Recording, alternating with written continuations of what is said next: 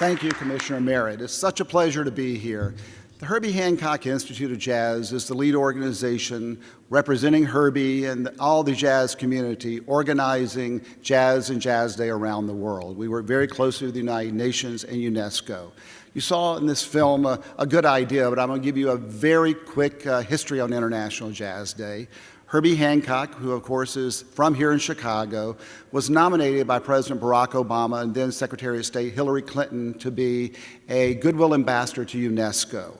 Herbie, in turn, was installed as a Goodwill Ambassador in July of 2011. The first initiative was, in his mind, was to create an International Jazz Day, one day a year where jazz and the power of music could unite the world. It normally takes 5 years, and Herbie got it through in 4 months. He literally walked all the floors of the UN and of UNESCO.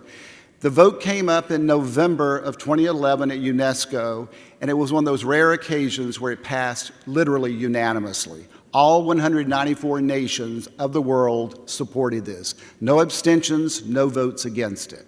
They were amazed.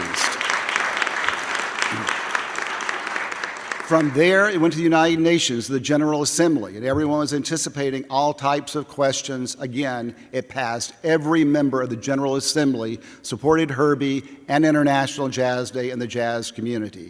It was an endorsement of jazz, America's music, and how jazz unites the world. So the first Jazz Day was only a few months later in April 30th has been designated as International Jazz Day. April is Jazz Appreciation Month, and it culminates with International Jazz Day.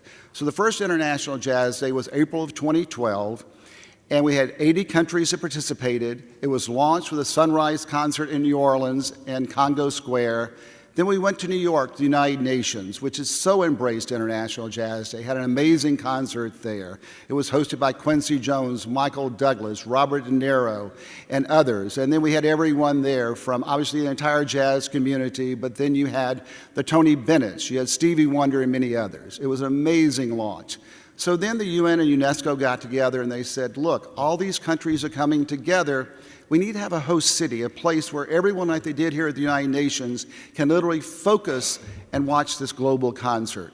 So each year now it has continued to grow. We have 197 countries that are a part of International Jazz Day, having in those countries and all 50 states, we have performances, education programs, and community service.